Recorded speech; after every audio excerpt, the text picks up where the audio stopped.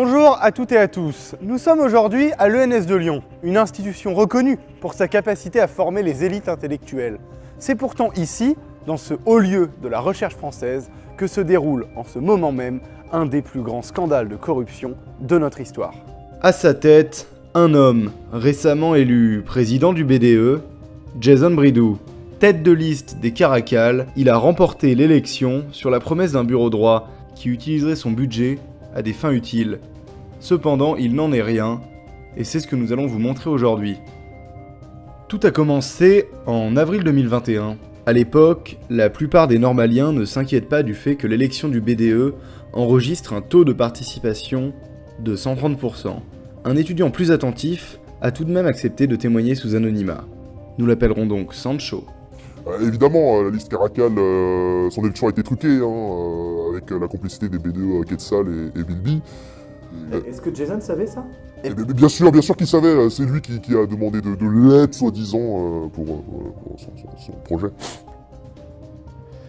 Comme vous l'avez vu, Jason était prêt à tout pour arriver à la tête du BDE. Certains pourraient croire qu'il agissait ainsi par ambition, certes, mais aussi avec l'envie de bien faire. Il n'en est rien. Comme en témoigne, sous anonymat, une actuelle membre du BDE. Donc, dès la première réunion du BDE, Jason nous a clairement dit le but du BDE c'est de faire de l'argent et notamment à travers le pôle partenariat. Et qu'est-ce que vous lui avez répondu? On n'a rien pu répondre, juste on a fait des contrats. C'est dur de se poser à quelqu'un d'aussi bien entouré que Jason. Les contrats, nous les avons trouvés. Antonin, expert financier, a accepté de les analyser pour nous. C'est bon.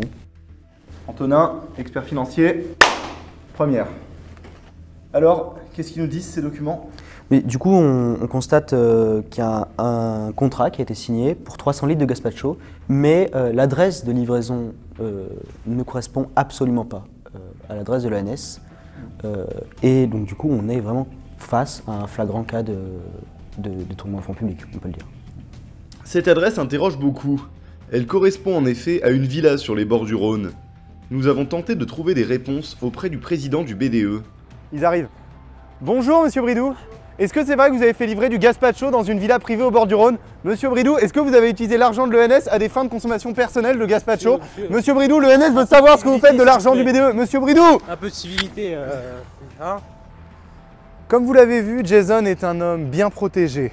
Cette école, qu'on appelle parfois l'école des mouflons, n'est pas l'institution transparente en laquelle nous voudrions tous croire. Nous ne vous avons montré aujourd'hui qu'une infime partie des nombreuses révélations sur des pratiques douteuses au sein de l'ENS. Si vous êtes de ceux qui cherchent la vérité, soyez là vendredi 21 janvier pour tout apprendre. Soyez là vendredi 21 janvier pour les Gallas Papers.